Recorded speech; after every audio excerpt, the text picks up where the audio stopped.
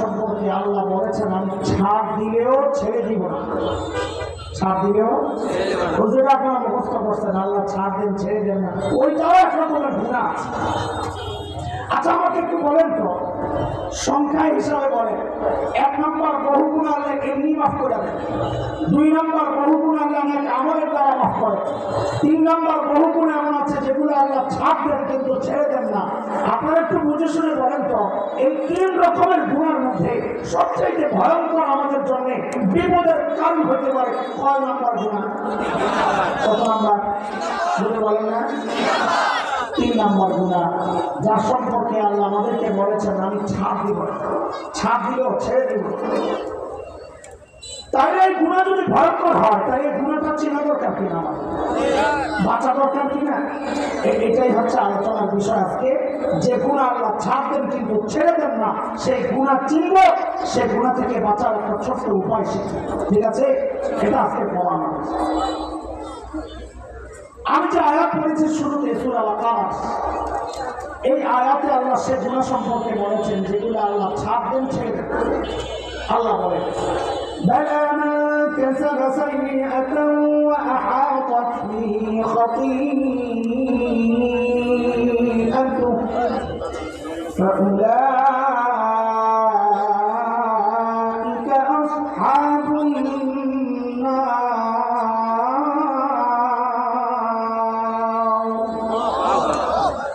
আল্লাহ বলেন যে গুনাহ বান্দাকে ঘিরে নেয়, মুফাসসিররা বলেন ঘিরে নেয় মানে যে গুনাহ বান্দা ফেঁসে যায় ছাড়তে পারে না। আরো সহজ করে বললে বলতে হবে যে গুনাহ বান্দা নিয়মিত করে ছাড়তে পারে। কোন গুনাহ সেটা যারা বান্দা নিয়মিত করে?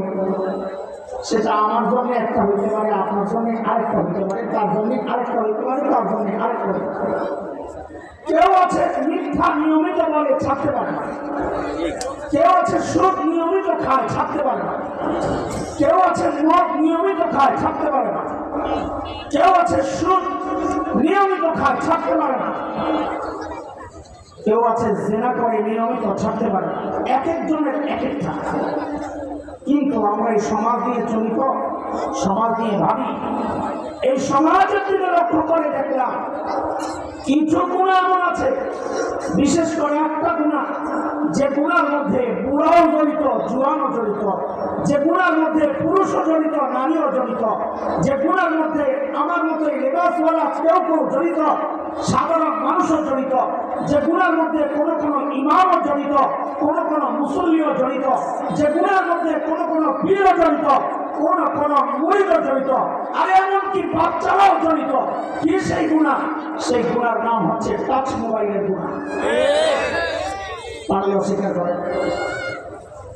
কি জোয়ান, কি বুড়া, কি নারী, কি পুরুষ, কি হুজুর, কি মজুর, কি সাধারণ মানুষ, সব এক গুনার মধ্যে জড়ায়। এমনকি বাচ্চারা তো, বাচ্চাদের আবার কিসের গুনাহ?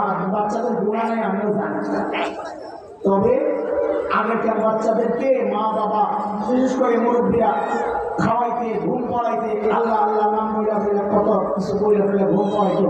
আর এখনকার বাচ্চাদের সামনে ওই মোবাইলে কোনো গান টান সিনেমা এগুলো না ছেড়ে দিলে সে ঘুমাইতে চায় না। পরিবর্তনটা বেশি, সে অভ্যস্ত হইতেছে গুনার সাথে। এটা একটা গুনাহ আছে যে গুনার মধ্যে প্রায় সবাই জড়িত, ছাড়তে চাইলেও ছাড়তে পারে না। কিন্তু এই সমাজের আরো 3টা গুনাহ আমি আমার চোখের সামনে ভাসে, যে গুনার মধ্যে সমাজের অধিকাংশ মানুষ জড়িত। 2টা পুরুষরা, একটার মধ্যে মেয়েরা, তাও পর্দানশীল মেয়েরা, সব মেয়েরা।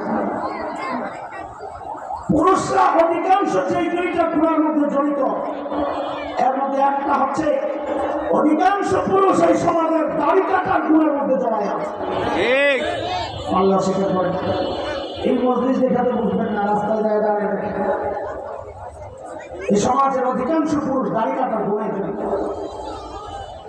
2 নম্বর, এই সমাজের অধিকাংশ পুরুষ টাকার নিচে কাপড় পরার গুণের মধ্যে জড়িত। টাকার নিচে কাপড় পরা কি জায়েজ না হারাম? হ্যাঁ,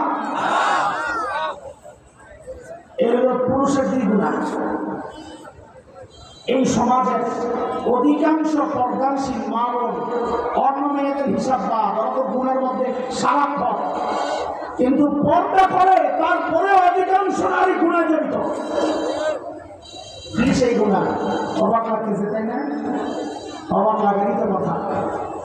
অপারেশন হচ্ছে যে অনেকে ভালো লাগবে না, বুঝলেই বলতেছি। ডাক্তার যদি মনে করে আমার রোগী কষ্ট পাবে, ওরা অপারেশন করবো না, রোগীর ক্ষতি। আপনাদের মন কোন দিকে যায় ওই চিন্তায় কথা বলে আপনাদেরই লস। সবসময় খালি তৈলাত্মক কথাবার্তা বলে আপনাদেরকে ঠকাইতে চাই না। হয়তো আপনি আমাকে ভালো মন্দ কিছু বলবেন, কিন্তু আমি আমার জিম্মেদারিটা আদায় করব। এই সমাজের অধিকাংশ পর্দা করা নারীরা একটা গুণায় জড়িত। সেটা কি আগে কোরআন বুঝেন, তারপর আমি ধরাই দিচ্ছি। পর্দা পর্দা শরীয়ত পর্দা বলতে কি বুঝে? সূরা তাহরিকা সূরা নূর 31 নম্বর আয়াত। মা বোনদেরকে বলবো একটু তাফসীর ব্যাখ্যা দেখেন। কোন সূরা? 18 নম্বর পারা, আয়াত নম্বর 31। সেখানে নারী এবং পুরুষ 30 নম্বর আয়াতে পুরুষদের পর্দার কথা, 31 নম্বর আয়াতে নারীদের পর্দার কথা আসছে। নারীদের পর্দার কথা বলতে গিয়ে আল্লাহ তাআলা একটা বক্তব্য আল্লাহ বলেন, ওয়ালা ইউদিনা যিনাতাহুম, মেয়েরা যেন তাদের সৌন্দর্য প্রকাশ না করে। তার মানে কোন নারী যদি ছালার চট গায়ে দিয়ে সৌন্দর্য গোপন করে, তো ইসলামী শরিয়া বলবে সে শরিয়াই পর্দা করেছে। কোন নারী যদি এই যে বিছানায় আপনি বসে আছেন, এই বিছানার মধ্যে দিয়ে নিজের সৌন্দর্য গোপন করে, তো শরিয়া বলবে ইসলামী শরিয়া মতে সে পর্দা করছে। কোন নারী যদি নিজের ঘরের কাঁথাটা মুড়ো দিয়া নিজের সৌন্দর্য গোপন করে, তো ইসলামী শরিয়া বলবে সে শরিয়া মোতাবেক পর্দা করেছে। কিন্তু কেউ বোরকা একটা পড়বে, জিগজাগ রঙে রঙে ডিজাইন করা টাইট ফিট, যেই বোরকা দিয়া তার সৌন্দর্য গোপন হয় নাই, বরং ওপেন হয়েছে, শরীয়ত বলবে এটা পর্দা না, এটা পর্দা না, এটা পর্দার নামে ফ্যাশন। শরীয়তের চাওয়া হচ্ছে ফ্যাশন গোপন করা। দুঃখের সাথে বলতে হয়, আমার বন্ধুরা যেন আমাকে মাফ করে দেয়, এটা আমার জিম্মেদারি আপনাকে বলা। বোরকা সৌন্দর্য ওপেন করার জন্য না, বোরকা সৌন্দর্য গোপন করার জন্য। অবাক লাগে, বোরকার দোকানের নাম ফ্যাশন হাউস। আমি সাক্ষী, আমার বাসার কাছে আছে। বোরকার দোকানের নাম বলে, বোরকার দোকানের নাম, অথচ শরীয়ত বলে বোরকা কি জন্য? ফ্যাশনকে গোপন করার জন্য। আর আমরা বোরকারই বানাইছে ফ্যাশনের। শরীয়তের উল্টা বার করানো কিনা বলেন না আপনারা? একটা কালো মেয়ে বলতো আমার খারাপ লাগে না, বলেও তো পাচ্ছি, তার পোশাক ভালো না, চেহারাও ভালো না, সে এমন বোরকা লাগায়, বোরকা ছাড়া করলে পুরুষরা তার দিকে তাকাইতো না। ওই বোরকাটা বলার কারণে এখন পুরুষরা তার দিকে তাকায়। তাহলে বলে এই বোরকা দিয়ে সে সৌন্দর্য গোপন করলো, না নিজের সৌন্দর্যকে আরো ওপেন করলো। নাম পর্দা না, পর্দার নামে প্রতারণা। অধিকাংশ পর্দানশীল নারী এই গুণায় জড়িত, তার খবর নেই। আমাদের দেশে কয়েক বছর আগের কথা, 5-6 বছর হবে, আরো আগে হতে পারে, কুমিল্লা ক্যান্টনমেন্টে একটা মেয়েকে ধর্ষণ করে হত্যা করা হয়েছে। নাম মনে আছে কারো? একজন নাকি? হ্যাঁ, এসব আজকে আরে বুড়া হুজুর একজন করছে, দেখছেন হুজুর করে আপনারা কি মনে করেন? স্মার্ট হুজুর, মাশাআল্লাহ, আল্লাহ কবুল করে।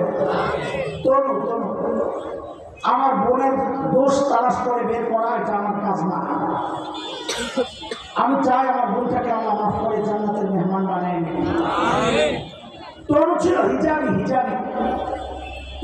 বোন। হিজাবি বোন বুঝে একটা তেনা লম্বা, নাম দিছে ওর না, আসলে তেনা, পাতলা ফিনফিন, চুলগুলোরে বাঁধাকপির মতো উপরে বান্ধা, উত্তানটা দিয়ে পেঁচাইয়া মুখটাকে সুন্দর করে গাইতে আসছে টিফিন একটা ময়রা, এখন রাধা বসছি না। এটা হলো হিজাবে না বর্তমান বাংলাদেশে। সে যখন মারা গেল, তাসলিমা নাসরিন তার ফেসবুকের মধ্যে একটা লেখা দিয়েছিল, কি মোল্লারা এখন কি বলবে, তনু তো হিজাবি, তারপরেও ধর্ষিতা কেন হলো? তার মানে মোল্লারা যা বলে যে পর্দা করলে নারী ধর্ষণ থেকে বেঁচে যাবে, ইফতিজিং থেকে বেঁচে যাবে, এটা অবাস্তব। এই যে তনু পর্দা করে, হিজাব পরে ধর্ষণের শিকার হয়েছে। তখন আমি কি ফেসবুক চালাইতাম, খুব অ্যাক্টিভ ছিলাম না, মাঝে মাঝে লেখালেখা করলাম। তা আমি জায়গা অলরেডি জবাব দিচ্ছি ইনবক্সে, বউরা তো বুঝবেন না, একটা জায়গা আছে গোপনে কথাবার্তা বলে না, আমার কোন দামান করে দেখাতে আমার কোন বিপদে বললাম। আমি এক জায়গায় দেখলে উনি দেখা, কেউ দেখে না, এটা ঠিক আছে। তো আমি দেখছিলাম কথা ঠিক, কোনো হিজাবই ছিল, তবে সেই হিসাব ছিল তসলিমা মার্কা হিসাব, ইসলামের হিসাব ছিল না। ইসলামের হিসাব করে কেউ বন্ধুদের সাথে অন্য জায়গায় ঘুরতে চাইতে পারে, সেখানে তাই হয়েছে, তাই হইত। আজকের এই সমাজের আমার বহু বোন, বহু মা, আমার পরিচর্যা সন্তান বোরকা তো পরে, কিন্তু ওই বোরকা পর্দা, শরীয়তের পর্দা, ওই বোরকা দিয়ে হয় না। খবর তুমি ঢিলে ঢালা পোশাক করো, পর্দা করো, তো ঢিলে ঢালা বোরকা পরো, সৌন্দর্য প্রকাশ পায়। বোরকার মধ্যে এমন কোনো ডিজাইন রাখা নাই, পর্দার যে মূল উদ্দেশ্য, ওই উদ্দেশ্যটা যাবে। কিন্তু দোস্ত, এটাও আমার আলোচনার বিষয় না, মাথায় না সাজাই দিচ্ছি এখানে, বিষয় আসলে তখন অল্প কথা, ভূমিকা বলতে বিষয় বলতে। এই যে চারটা গুণার কথা বললাম, এক হচ্ছে চোখের গুণা, ব্যাপকভাবে সমাজে ছড়ায়া টাচ মোবাইলের মাধ্যমে।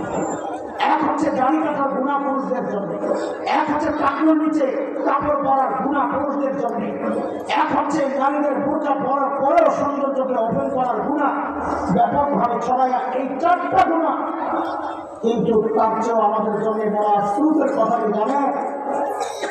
এই গুণাগুলাতে যারা জড়ায় আছে, অধিকাংশই গুণাকে গুণাই মনে করে। এটা হচ্ছে গুণা করার চেয়ে আরো মারাত্মক। এটা আলোচনার বিষয়।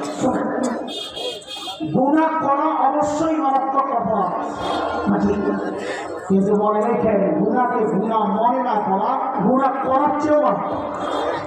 মনে আমার সাথে, গুণা করার চেয়েও গুণাকে গুণা মনে না করা আরো কি বলে, গুণাকে আবার গুণা মনে করে না, এটাও কি আছে? তো একটা ছোট্ট উদাহরণ দিয়ে তাই বুঝবে, সহজভাবে বুঝা।